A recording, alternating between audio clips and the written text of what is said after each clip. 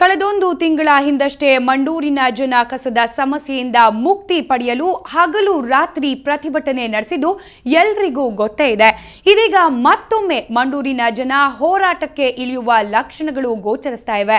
ಯಾಕಂದ್ರೆ ಇಲ್ಲಿಯ ನಿವಾಸಿಗಳಿಗೆ ಸರ್ಕಾರ ಕೊಟ್ಟ ಮಾತು ಮುರಿದಿದೆ.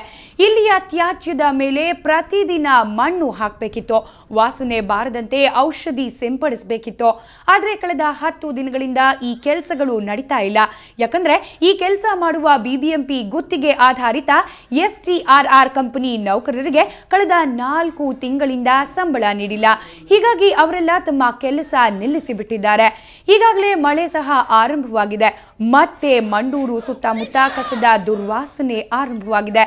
ಈ ಬಗ್ಗೆ ಇಲ್ಲಿಯ ಸ್ಥಳೀಯರು ಆಕ್ರೋಶ ವ್ಯಕ್ತಪಡಿಸುತ್ತಿದ್ದಾರೆ.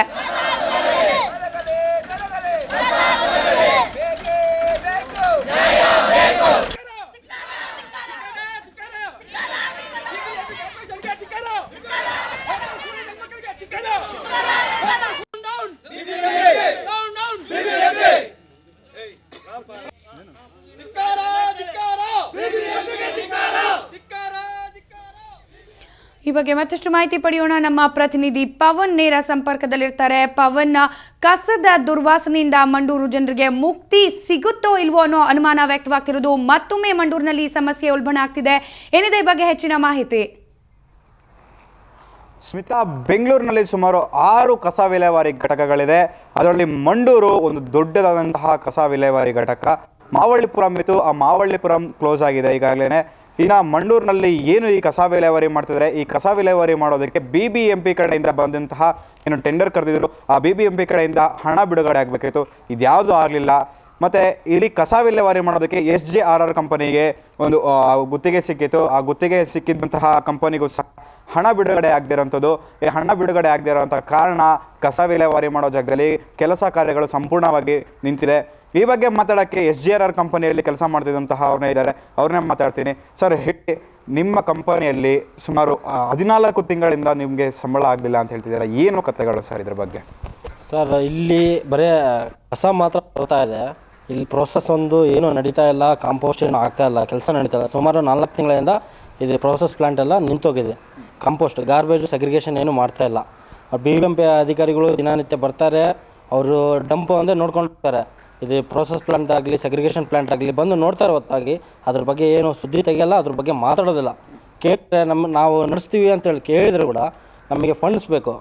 ಈಗ ಫಂಡ್ಸ್ ಇಲ್ಲ, ಫಂಡ್ಸ್ ಇಲ್ದಂಗೆ ನಮಗೆ ನಡ್ಸೋಕ್ಕಾಗ್ತಾ ಇಲ್ಲ. ಅದು ಈಗ ನಮಗೆ ಫಂಡ್ಸ್ ಬರೋವಿದ್ದಾವೆ, ಕೇಳ್ತಾ ಇದ್ರೆ ಇವತ್ತು ನಾಳೆ ಅಂತ ಹೇಳ್ತಾ ಇದ್ದಾರೆ ಹೊತ್ತಾಗಿ ಫಂಡ್ಸ್ ಕೊಡ್ತಾ ಇಲ್ಲ. ಕೆಲಸ ಎಷ್ಟು ತಿಂಗಳಿಂದ ನಿಮಗೆ ಫಂಡ್ಸ್ ನಿಮಗೆ ಬರಲಿಲ್ಲ? ಎಷ್ಟು ದಿನದಿಂದ ಈ ಪ್ಲಾಂಟ್ಗಳು ಹೀಗೆ ಮುಚ್ಚಿದೆ ಸರ್? ಸರ್, 13 ತಿಂಗಳಿಂದ ಫಂಡ್ಸ್ ಬಂದಿಲ್ಲ. ಈ ಪ್ಲ್ಯಾಂಟ್ ಮುಚ್ಚಿ ಈಗ ಸುಮಾರು 4 ತಿಂಗಳಾಯಿತು. ಇದಕ್ಕಿಂತ ಮುಂಚೆ ನಡೆಸ್ತಾ ಇದ್ದೀವಿ.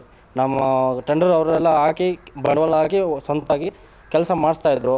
ಈಗ ಅವ್ರ ಹತ್ರ ಬಂಡವಾಳ ಕಡಿಮೆ ಇದೆ, ಇಲ್ಲ. ಅದಕ್ಕೆ ಕಾರಣಕ್ಕಾಗಿ ಈಗ ಬಿಬಿಎಂಪಿಯಿಂದ ಫಂಡ್ಸ್ ಬರಬೇಕು. ಫಂಡ್ಸ್ ಬಂದರೆ ಇಲ್ಲಿ ಎಲ್ಲ ಕೆಲಸ ದಿನನಿತ್ಯ ಕೆಲಸ ನಡೆಯುತ್ತಾ ಇರುತ್ತೆ. ಡೈಲಿ ಬಂದು 1000 ಟನ್ಸು ಸೆಗ್ರಿಗೇಷನ್ ಮಾಡ್ತೀವಿ ಇಲ್ಲಿ ಡೇ ಟೈಮ್ದಲ್ಲಿ ಒಂದು ಶಿಫ್ಟಲ್ಲಿ. ಅದು ಮತ್ತು ನೈಟ್ ಶಿಫ್ಟಲ್ಲಿ ಬಂದು 500 ಟನ್ಸ್ ಅಂದರೆ ಪರ್ ಡೇ 1500 ಟನ್ಸು ಸೆಗ್ರಿಗೇಷನ್ ಮಾಡ್ತೀವಿ. ಕಾಂಪೋಸ್ಟು ಸೆಗ್ರಿಗೇಷನ್ ಎಲ್ಲ ಟೋಟಲ್ ಮಾಡ್ತೀವಿ. ಅಂದರೆ ಈಗ ನಿಮಗೆ ಒಂದು ಕಡೆ ಫಂಡ್ಸ್ ಬರಲಿಲ್ಲ ಅನ್ನೋ ಕಾರಣಕ್ಕಾಗಿ ಏನು ಕಸ ವಿಲೇವಾರಿ ಆಗ್ತದೆ, ಅದ್ರ ಮೇಲೆ ಮಣ್ಣು ಹಾಕೋದಾಗಲಿ ಇಲ್ಲ ಅದಕ್ಕೆ ರಾಸಾಯನಿಕ ಸಿಂಪಡಣೆ ಆಗಲಿ ಇವೆಲ್ಲನೂ ಸ್ಟಾಪ್ ಆಗಿರೋದು ಇದೇ ಮೇನ್ ರೀಸನ್ ಅಂತೀರಾ ನೀವು? ಹೌದು. ಎದಕ್ಕಂದರೆ ಮೇನ್ ರೀಸನ್ ಅಂತಂದರೆ ಈಗ ಅವರಿಗೆ ಬಿಬಿಎಂಪಿ ಅಧಿಕಾರಿಗಳೇ ಮೇನ್ ಇಂಟೆನ್ಷನ್ ಏನು, ಕಸ ಬಂದರೆ ಸಾಕು, ನಂಪಾದರೆ ಸಾಕು. ಬೇರೆ ಅದು ಸಾಯಿಲ್ ಕೇಪಿಂಗ್ ಆಗಲಿ ಸೆಗ್ರಿಗೇಷನ್ ಆಗ್ತದಾಗಲಿ ಅದ್ರ ಬಗ್ಗೆ ಗಮನ ಇಲ್ಲ ಅವರಿಗೆ. ಬರ್ತಾರಾ, ಇವತ್ತು ಎಷ್ಟಾಯ್ತು ಅನ್ಲೋಡು ಗಾಡಿಗಳು, ಎಷ್ಟು ವೆಹಿಕಲ್ಸ್ ಬಂದಿದ್ದು, ಅದು ಮಾತ್ರ ಕೇಳ್ತಾರೆ. ಎದಕ್ಕೆ ಕೆಲಸ ಆಗ್ತಾ ಇಲ್ಲ, ಕಾರಣ ಏನು ಅವರಿಗೂ ಗೊತ್ತಿದೆ. ಕೆಲಸ ಎದಕ್ಕೆ ಆಗ್ತಾಯಿಲ್ಲ ಅಂತ ಅವರಿಗೂ ಗೊತ್ತಿದೆ. ಕಾರಣ ಅಂದರೆ ಅವರಿಗೂ ಗೊತ್ತಿದೆ, ಫಂಡ್ಸ್ ಬಂದಿಲ್ಲ, ಎಸ್ಟಿಆರ್ಆರ್ ಕಂಪ್ನಿಗೆ ಫಂಡ್ಸ್ ಬಂದಿಲ್ಲ ಅಂತ ಅವರಿಗೂ ಗೊತ್ತಿದೆ, ಫಂಡ್ಸ್ ಕೊಡ್ತಾ ಇಲ್ಲ. ಸರ್, ನೀವು JCBನ ಓಡಿಸ್ತೀರಾ ಅಂತ ಹೇಳಿದ್ದೀರಾ. ಈ JCB ಲಾರಿಗಳಿಗೆ ಸುಮಾರು 13 ತಿಂಗಳಿಂದ ದುಡ್ಡು ಬರ್ತಿಲ್ಲ, ಮತ್ತೆ ಇವೆಲ್ಲನೂ ಕೈಯಿಂದ ಹಾಕೊಂಡು ಓಡಿಸಿದ್ದೀರಾ, ಏನಿದೆ ಸರ್? ಎಲ್ಲ ಕೈನಿಂದ, ಡೀಸೆಲ್ ಎಲ್ಲ ಕೈನಿಂದ ಹಾಕಿ ಓಡಿಸ್ತಾ ಇರೋದು ಸರ್. ಸೊ ಅಂದರೆ ನಿಮಗೆ ಈ ಬಿಬಿಎಂಪಿ ಅವರು ನಿಮಗೆ ಬರಬೇಕಿದ್ದ ಹಣ ನಿಮಗೆ ಬರ್ತಾನೆ ಇಲ್ವಾ? ಬಿಬಿಎಂಪಿ ಅವ್ರನ್ನ ಕೇಳಿದ್ರೆ SJR ಕೇಳಂತಾರೆ, SJR ಕೇಳಿದ್ರೆ ಬಿಬಿಎಂಪಿ ಅವ್ರನ್ನ ಕೇಳಂತಾರೆ. ನಾವು ಯಾರನ್ನ ಕೇಳಬೇಕು ಸರ್? ಅಂದರೆ ನಿಮಗೆ ದುಡ್ಡು ಬರದೇ ಇರೋ ಕಾರಣ ನೀವು ಕೆಲಸ ಮಾಡೋದು ನಿಲ್ಲಿಸಿದ್ದೀರಾ? ಹೌದು ಸರ್, ಎಲ್ಲ ಗಾಡಿ ಕೆಲಸ ಮಾಡೋದು ನಿಲ್ಲಿಸಿದ್ದೀರಿ. SJR ಕಂಪನಿ ಅವರು ನನ್ನ ಜೊತೆ ಇದ್ದಾರೆ. ಅವರು ಒಂದು ತಗೊಂಡಿರೋಂಥವ್ರು, ಅವ್ರನ್ನ ಕೇಳ್ತೀನಿ, ಅವ್ರು ಏನು ಹೇಳ್ತಾರೆ ಅಂತ ಹೇಳ್ತಾರೆ.